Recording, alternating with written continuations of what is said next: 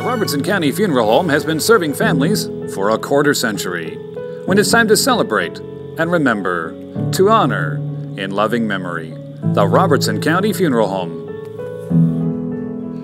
A Coopertown alderman's request for an investigation into allegations of verbal abuse over several years by the city's current police chief raised more questions than it answered at this month's Board of Mayor and Alderman meeting Tuesday evening. As the meeting progresses, things do get a little heated at times, the mayor at one point bringing up the potential for ouster proceedings as the board discusses the allegations and alderman access to city resources. We've decided that the best way to get the full scope of what occurred in the meeting Tuesday evening is for you to see it for yourself, so we're going to let it roll unedited. We'll start out with an interview with the mayor, followed by Alderman Decker's presentation, and we'll end with the board's discussion. So we have an alderman with some indictments about your current police chief, and you've reviewed the evidence, and how have you decided to move forward with it? I was hoping tonight that they would have shook hands and put this behind them. It was just two guys having an argument. It was just freedom of speech. They can have an argument or a decent conversation. But in my ruling, there was no wrongdoing. But the items that Alderman Decker mentioned too was under the former mayor, Sam Childs. And since I've been mayor for a year and 5 months, I only had one citizen complaint against my police chief. Lucas Decker was our crossing guard for some time. The dancing crossing guard. Yeah, the dancing crossing guard. So he was tied to the police department budget and reported to the police chief and all that. So I feel like they've worked together in the past. They seem to get along, and I want to control my hallway that has 2 secure doors. I want better control in that area in the future. The situation needs to be addressed. I have served this town and community as a firefighter, crossing guard, street department worker, and volunteered my time as an intern for the police department. While in college obtaining my degree, I not only love this community, but I live in this community, but I love this community. But I must make public a complaint which has gone unaddressed for quite some time. Chief of Police Lawrence Dennis has gone beyond the scope of his duties and misused his authority to verbally abuse not only myself, but also our police officers, both current and former, other city officials, and citizens alike. Started when I was a crossing guard. I left my post slightly earlier than normal. It was in my understanding that he was frustrated that something he had done occurred earlier in the day, something had occurred earlier in the day, and that he was frustrated with another official in reference to a purchase order. When I told him I had left, he drew his service weapon, put it in a way where I could see the side of his Glock. He then stated that he wanted to start shooting different city employees. I was young and naive. I let that instinct go because I thought he would change, yet he didn't. I continued working for the department, believing that it was an isolated incident, and perhaps he had a really bad day. On another day, on a separate occasion, I had left early again. I'd gone down the hill to patch a trail, and my city issued for Explorer, and I was going to tell the chief I was done for the day. The chief looked at me and cussed me using the F word, which I will not repeat. And he informed me that he was the chief, and I will do as he said. This outburst was made outside in front of former Officer Mueller, former Officer Torok, and Officer King, and with an earshot of several citizens who were driving by. Following that incident, I spoke with former Mayor Childs, which told me that he counseled Chief Dennis for that outburst. Former Mayor Childs told me that Lawrence was very protective of his job and that he was under a lot of stress. That is why he didn't do much about the incident as far as disciplinary action against Chief Dennis. In another incident, Chief Dennis pulled a service weapon. The incident is regarding the abandoned dog, Baby, that called City Hall her home. The same dog that the ladies in the front office had fed and named. On this occasion, Chief Dennis responded to Baby's small growl by drawing and pointing his service weapon at the dog. Upon coming back to City Hall, he made several threats to shoot the dog. There were pleas from the ladies in the front office begging him not to shoot Baby. This incident had visibly shaken one of our employees. I left the city at the end of the school year, and I got a job at Music City Center. I ran for office and was elected as an alderman. I hope that the chief's stress level, according to former Mayor Childs, had improved, and hope that Chief Dennis would respect my new position as alderman. He did not, and he continues to fail to show respect or self-restraint towards me in the completion of my duties as an alderman. I'd also like for you to know about an incident involving Chief Dennis and I in March 8th of this year. I have been in his office to discuss the purchase of a new patrol car, which is an issue that was a discussion point by the board and on the agenda. All I told him was that I agreed with him and that he needed to get the approval of 3 other aldermen. When I said that, he went into a rage. He threw a pair of scissors to the floor and kept berating Officer Rosser and myself. He left the room and went up and down the hall screaming as he paced. He found Sergeant Haley and began complaining to him. He then went to the front office When Officer Rosser went to check on him, Officer Rosser returned and told me that I had to leave. I asked for confirmation that I was being asked to leave, and Officer Rosser confirmed.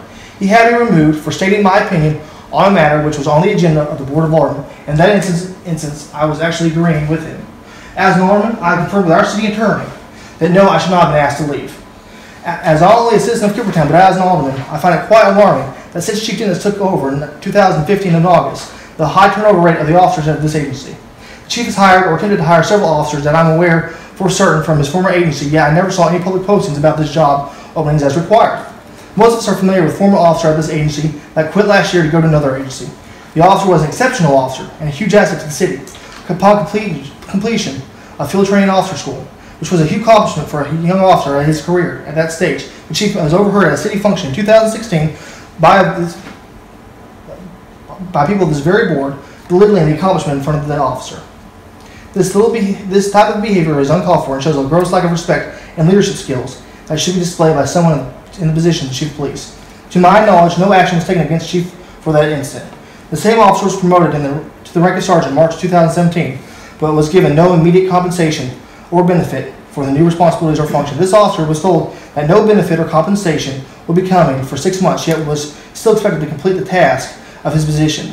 This position was deemed probationary, which allowed for the actions of no compensation. Upon the resignation of that officer, it was rumored that Chief was very disrespectful towards him to the extent of telling that the Chief had wasted his time on him.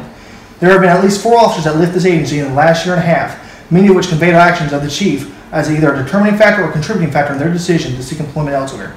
Complaints have been made by both Robertson County EMS, which have been conveyed to first responders, as well as Robertson County Sheriff's Office, in regards to his lack of professionalism and respect towards the public at large. Our police chief Dennis has an extensive history of berating people and complaints being made. In our own city court, he berated a young mother in front of her crying children for asking the judge a question in relation to her pending case that was being heard in open court. He berated her to the point where the judge was so disturbed that he made a complaint to the city. Yet still nothing has been done. I'm asking that the Board of Aldermen we address this issue by either having an official investigation or an investigation conducted by officials outside of Coopertown. I would like the investigation not only look into my personal experiences that led to the multiple complaints, but those of others, the judge and our partner agencies throughout the county, and former employees. I believe the incidents have occurred, both these stated tonight as well as the ones with the interest of conserving time of the board I did not have the time to mention, do merit investigation.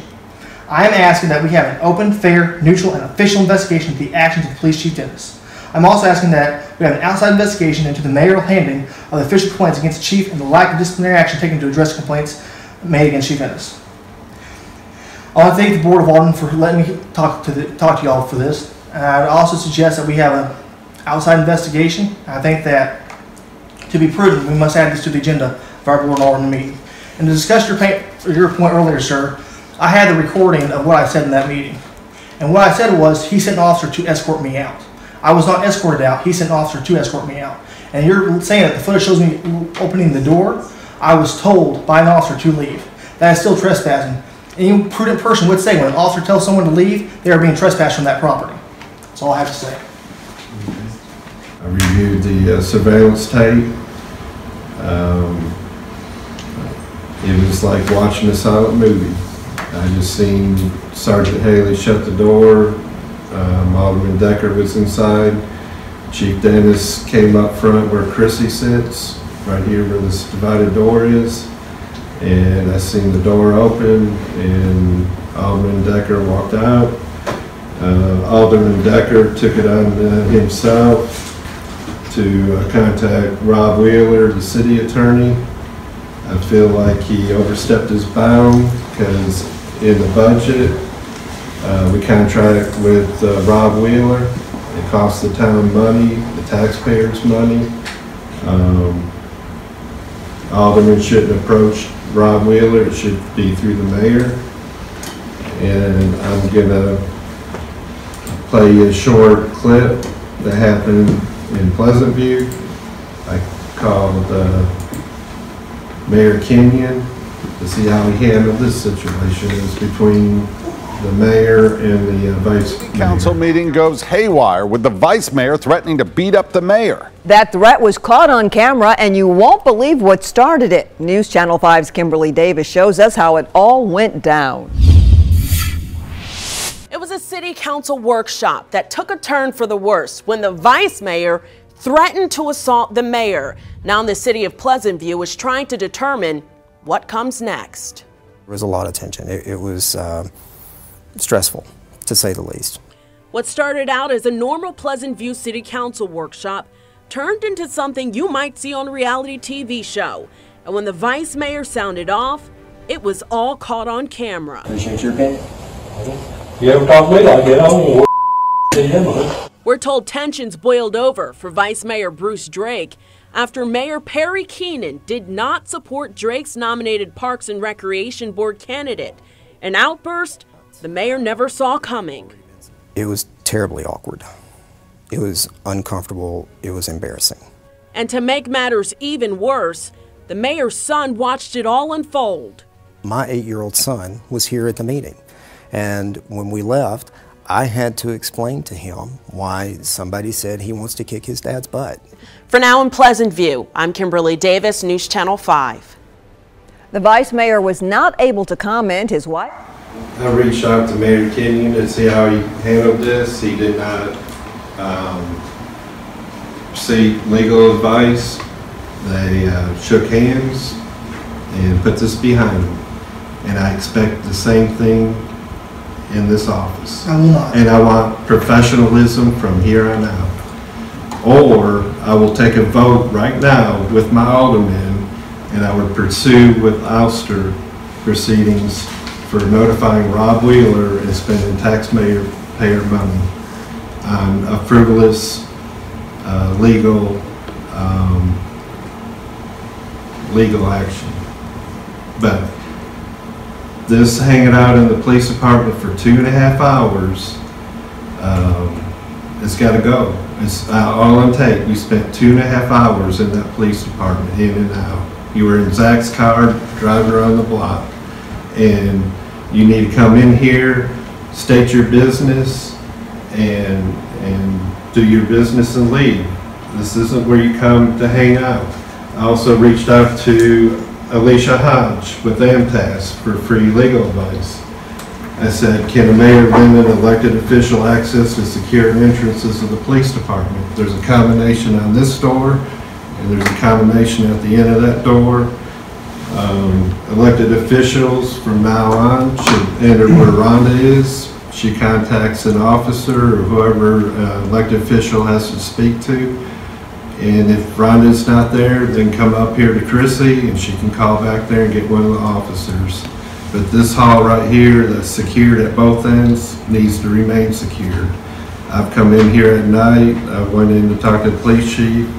I stepped in where he had victims and all that, and the police chief's like, I'll talk to you later, and I walk right back out. He has victims in there. He's got criminals in there. That needs to stay secured, that hallway. So if you need to talk to the police department, you come in where Rhonda's at, where the canopy is, or you come up here where Chrissy or Kathy is, and then call back there. I came up here at 4:30 this morning. I had an instance during the court date, which was March 2nd. I reviewed the tape. Not a single officer was in here. Had John Anderson was updating the police department's computers. Lucas Decker walked right into the police chief's office with no police officers present back there.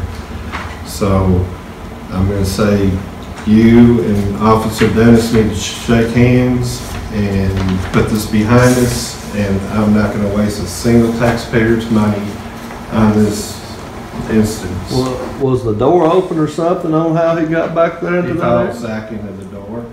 So a police officer let him go back there then? Right. But from now on, that will not happen again. No elected official is to follow any police officer or police chief back into the secured hallway. They need to call up here and see if one's available to speak to. But when I seen John Anderson updating the computer, no officers in there, I was appalled this morning. So are you saying John shouldn't have been in there updating? No, he's legally supposed to be in there updating everyone's software. He's allowed because he's actually doing work. But if an officer lets an alderman back there, you're saying he's not allowed from this point on? Not through the secured doors. He needs to talk to Rhonda. Rhonda calls the police officer. So you can go around to the other door and come in? Is that, I mean, I don't know how you get in. I haven't been. Where the canopy is, yeah. You have the window where you can pay your ticket. There's a door right there. And an officer or the police chief can come up to that door and then escort them into their office. But I will not have that secured hallway open for free roaming for anyone in the future. And Alicia Hodges told me I can control that. Yeah, well, the door shouldn't be open then if it's a secured door. Right. I mean, that's the way I see it. Right. But if an officer lets you go in welcome, well then, that's what happened, you know. But I'm putting an end to this. Okay. 2.5 hour distraction back in the police department up front is uncalled for. I have a question. If I was a distraction, why wasn't I a distraction when I, in my own personal vehicle, my own personal trailer, went up to Fort Knox, Fort Campbell, and picked up stuff and brought it back to this department? Why wasn't I a distraction every other time? Why is it just now that I make an issue of it and my distraction? I've been back there several times, probably 10 or 12 in my tenure here. Maybe once or twice a month. I try to do that with every city employee. I try to go in Ms. Kathy's office. I try to talk to Mark Sheldon every now and then. I go on the Pleasant View Fire Station all the time. Not because I said something and I brought something to your attention. After years of working here, you're now telling me, you're now saying that no one can do that. You're now telling your officers and police chief that they can't let people into their building. So also victims, as you said, should have to come through that door as well. Because now what you've said is that anyone, not just Alderman, anyone, cannot go through this door or this door. So are you targeting this to everyone, or are you just targeting us Alderman? Or are you targeting me specifically? Elected officials. You actually spent more time in there 2.5 hours than I have being the mayor for a year and 5 months. I just go in, I say hi. If there's something I need to discuss, it's like 15, 20 minutes and I'm back out. You spent 2.5 hours in there, more time than I did as mayor for a year and 5 months. And I don't recall any time I was asked to leave there that 2.5, so apparently I wasn't that distracting. Another thing I'd like to point out is that the chief took me on a tour of the police department that day to show me all his evidence that he's collected, and he showed me all the files that they have gathered, all the crime cases. So him taking me on that tour again, so you're telling me just one more time that was not official business. We discussed our purchase of a new patrol car was not official business. I should have came out here and had a discussion right here. It shouldn't be sharing evidence with you. Personally. I mean, do you agree? Should he be showing evidence and all that? I don't think so. I think probably a kind gesture that just got extended. A little extended. Now, I don't understand how it all got blown up if he was asking questions, trying to get information about replacing a police vehicle. Because that was on our agenda, to look into a police car. But not for 2.5 hours. Well, I'm not saying for 2.5 hours. Undoubtedly, he was back there for part of that reason. I mean, I don't know what the other reason would be for that time. You've been Alderman for several years. What's the longest time you ever spent in City Hall? Not 2.5 hours in one place. Okay. But there again, if they were back there and he was talking about official business and the police chief was showing them this and that, and maybe one of the other officers was talking to them about something. I mean, I don't know what went on in the 2.5 hours. I don't. And that's another thing is I was talking to the officer. I wasn't sitting there playing on my phone or anything. I was sitting there talking to officers and discussing things. So are you telling me that they have to be there having a discussion? So if our discussion went from, hey, what do you think about this new patrol cars, to, hey, how's your family doing? I overset my boundaries? Is that oversetting boundaries as to how someone's family doing? I don't know. I was watching a silent film and that's it. There's no recordings on our cameras or anything. It was just watching a silent film, and that was it. And what I seen, Sergeant Haley did the right thing by closing the door, and then my police chief did the right thing and came up here and hung out and they diffused the situation. So you're not stating that Officer Wasser came up here and came back. You're not going to state that? Because he did. He told me to leave. All I know is what I seen. So did you see that though? I seen the door shut. I seen you walk out of the door, and I seen you went out the door, and you left, and then you returned for the... What about this all the way right here? I can't see anything. So you didn't see... I can just see people pop over here in front of that door is all I can see every once in a while. So I'll make the recommendation again, when open investigation about this. I will not waste taxpayer money on opening an investigation, because the statement you gave was under former Mayor Sam Childs. I only had one complaint on my police chief, and that was it in my tenure. I will monitor this in the future, but I will not waste taxpayers' money, and you going to Rob Wheeler, overstep your bounds. It should come through the mayor for legal advice. Where is that in our policy? Well, where has that been in our policy? I've never had Sam Childs have an alderman go to Rob Wheeler. So we don't have a policy this week, you're saying overstep my bounds. Well, I know of instance when one of the other aldermen went to Rob Wheeler on several different occasions when Danny Crosby was mayor. Right, but that was for ouster. Well, no, it was, I guess, to get legal advice from him, and I don't know what it was for. Okay. But I do know that they have contacted, an alderman has contacted Rob Wheeler. I mean, I don't know if it's legal for an alderman to contact Rob Wheeler on his own without going through the mayor. I don't know. Because he charges $160 an hour is what he charges. So I feel like it needs to go through the mayor to track this expenditures on that. Yeah, I don't know necessarily that that would be illegal per se. I just don't know that there's a precedent that's set that becomes the new norm. I think that anybody as a representative of the city should be able to approach them if need be, but at the same time, it should not be unbeknownst to the person that we've elected to oversee the runnings of this city government. Well, let's say we'll use this situation then. This particular? Let's use this situation. And he contacted Rob Wheeler without going through the mayor because he might have had an idea how the mayor was going to react to this situation. And he might not have felt like he would have been treated fairly under the situation. So would he have the right to go to the attorney and ask him some questions without going through the mayor? I think any of us sitting at this table probably has that right, but I think that personally I would have went through Glenn to go that way. But no, I think legally anyone can approach the city attorney as an elected official to inquire as to something, but I personally would have went through Glenn.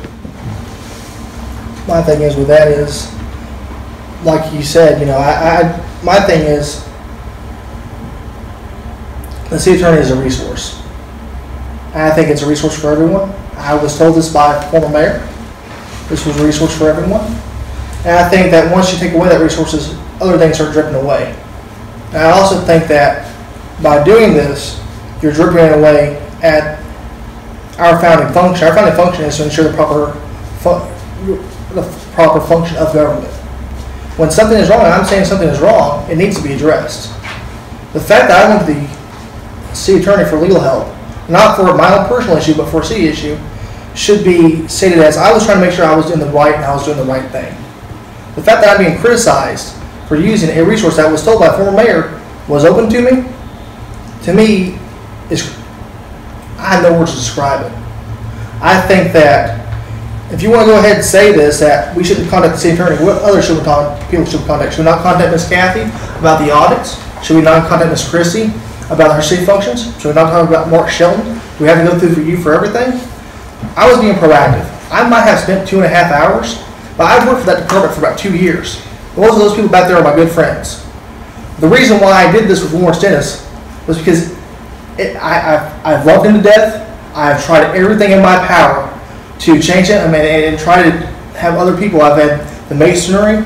Other people have came and saw, but no one has been able to have it. This has been ongoing, and it keeps being allowed to happen. And it's time that it is addressed. I think that the fact that you're making such a big deal and making this trying to shake hands, look what I just said. There is no shaking hands from that. This is wrong, and we have to address wrong. But that's why we're here. But both of you voice your opinion. You're allowed to speak to each other. If you have an argument, you have an argument, and that's the end of it. It's open discussion. There was no wrongdoing in my eyes. It was just two guys bouncing on their chest, arguing, and that was the extent. I didn't even say, well, all I said was I agree with him. I didn't say a word when he started screaming and berating me. So to say that now I'm in the wrong, I was bouncing my chest is wrong. Another thing I like to point out that you keep trying to neglect, Officer Rossler did tell me to leave.